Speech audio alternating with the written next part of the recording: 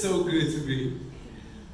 He says that if you do this, and it's so crazy because I've always looked at sowing and reaping from the concept of 30, 60, 100. But when I was studying this, the thing I kept seeing is 100-fold.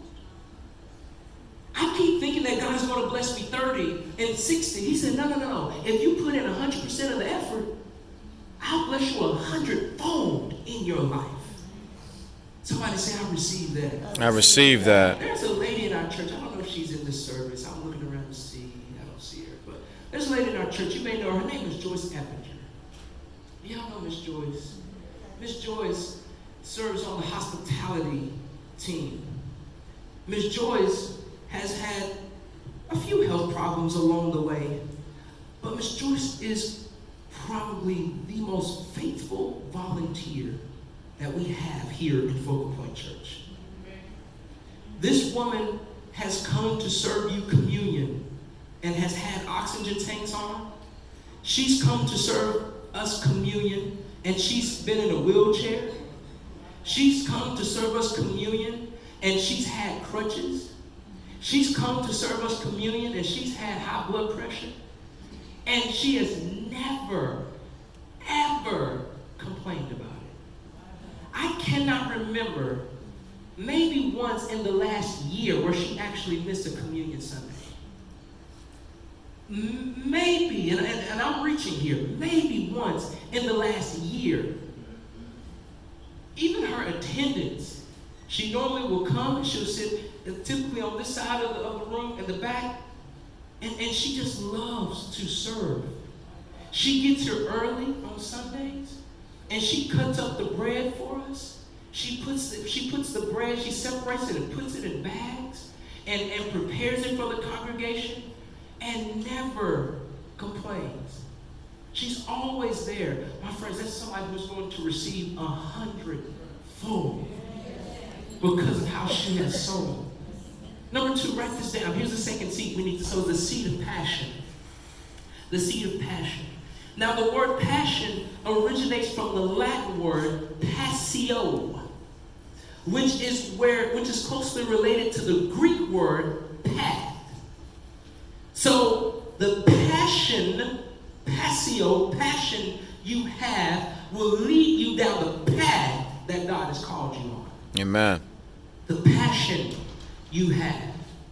If you hate when you walk in the door and nobody greets you, you probably need to be on my greeters team. If you walk in and there are things that are wrong in the church and you see that there's gum on the floor, nobody's picked it up, my friends, you probably need to be on my cleaning team or my maintenance team. If you find that the youth are out and we're scared for this generation, you probably need to be serving in the youth ministry. Come on, say amen to that. Amen. That where your passion is, you can find your path. What are you passionate about? What will take you from a place of complacency to a position of being proactive? There is a couple, there's a friend of mine who I went to Bible school with, and we kept in contact over the years, and we were talking last night.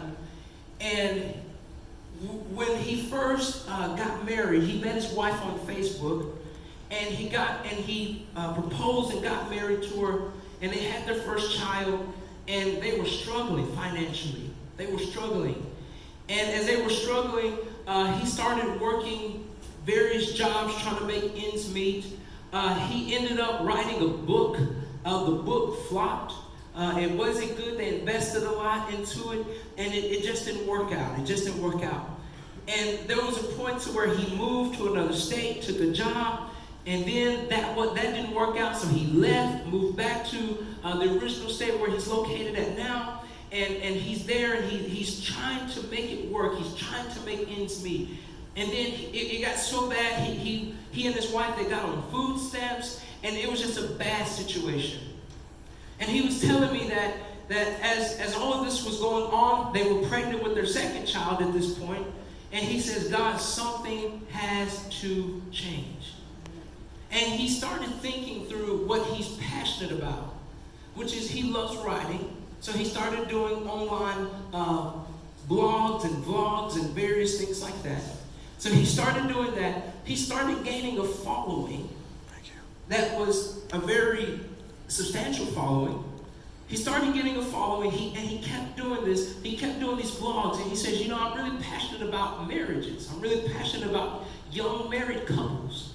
And so he started reaching out into that demographic of people, and he kept doing it and kept doing it. And within 3 months, his following and his company grew so quickly to where he went from food stamps to making over $500,000 in 3 months. Amen. Later, within the same year, he made over $1 million. Got off food stamps, started a company called Married and Young, then created an online university, then created an online conference, and then just created a brand that has literally gone across the nation. And within 1 year, within 1 year, he went from being on food stamps to being in Forbes magazine. You clap for that. You know why I started laughing at that? This is a side note, but this one of my notes. You know why I started laughing at that? Because when I said that instantly that God brought him out, and in 1 year, it made me think of the children of Israel who were poor, who were in slavery, and all of that. And in one moment, they became millionaires overnight. They became millionaires overnight. Because of seeds. My friends, I've seen this dude. He sowed seeds for years into other ministries, and he had nothing. I've seen him for years give and bless other people. I can remember there was a time where he was doing this thing where he would just send people $50. He said, God told me for this season to send people $50. He literally was calling random people and saying, here's $50. Here, take it. What's your account number? And he just started giving, and he had nothing. He was on food stamps. My friends, giving seeds of passion. Here's the last thing. Is the seed of money. The seed of money. Now, I got to show you this. I could watch this. I got to show you this because this blew my mind when I was studying, when the Lord was speaking this to me. So, in 2 Samuel, I believe it's around chapter 7, David says to God, Lord, I'm looking and you don't have a house to live in. You've been living in a tent. I'm living in a palace and you're living in a tent. The Ark of the Covenant is living in a tent. How can this be? Why is this? And the Bible tells us that because David wanted to build a house for God. Now let me help you understand something. God told David no.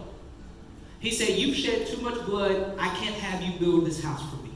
But I'm going to have your son build this house for me. And he says, but because you wanted to build a house for me, he said, I will cut off all of your enemies from before you. He said, I will make your name great. He said, the wicked will not oppress you.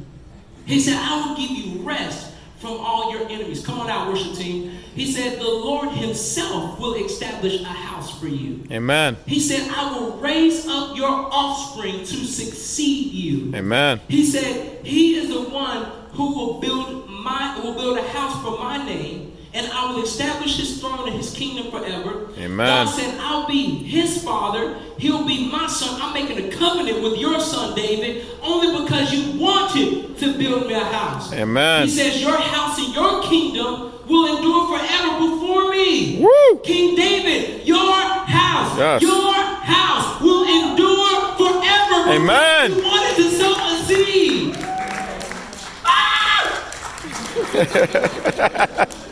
Let me tell you why this is so good. If you've ever given an offering in this church, if you've ever brought a tithe into the house of God. If you've ever given $1, you did more than David did when God made this promise to him. Amen. You've already done more than David did. Now, I'm going to show you something else. Even though God made this promise, let me show you what David did after this promise. He says, now for the house of my God, I will prepare with all of my might. Gold for the things to be made of gold. Silver for the things to be made of silver. Bronze for the things to be made of bronze.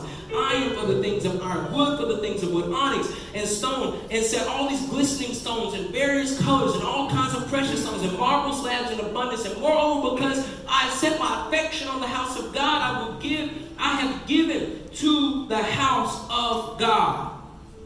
He says, over and above all that I have prepared for the holy house. He says, my own special treasure. So do you see what David gave? He gave silver, he gave gold, he gave wood, he gave all of these things. Now watch this. Then if you go down to verse 6 in 2 Chronicles 29, verse 6, it says, then the leaders of the Father's house, the leaders of the tribes of Israel, the captains of the thousands and the officers of the king's work, they offered willingly. It said they gave for the work of God, for the work of the house of God. And it begins to say what they gave. Then we go down to verse 9 in the same chapter. It says, then the people rejoice.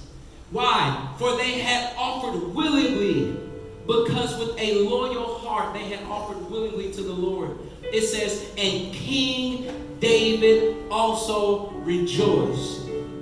They were happy to give in the house of the Lord. 2 Corinthians 9 says this, but I say this, that he who sows sparingly will reap sparingly, but he who sows bountifully will reap bountifully. You know why King David was so rich? Because he sowed bountifully. You know why he had so much money? You know why Solomon was set for the rest of his life? It's because of what his father did. This is why Pastor Mark keeps talking about legacy. Here's the last thing. It's Luke 6:38. It says this, give, and it will be given to you. Good measure, pressed down, shaken together, running over. Give, and it will come back to you. Amen. Good measure. Amen. Pressed down, shaken together, running over. Give, and it will come back to you with good measure. God's not going to cheat you. God's not going to shortchange you. Good measure. Pressed down, shaken together, and running over. Would you please stand with me?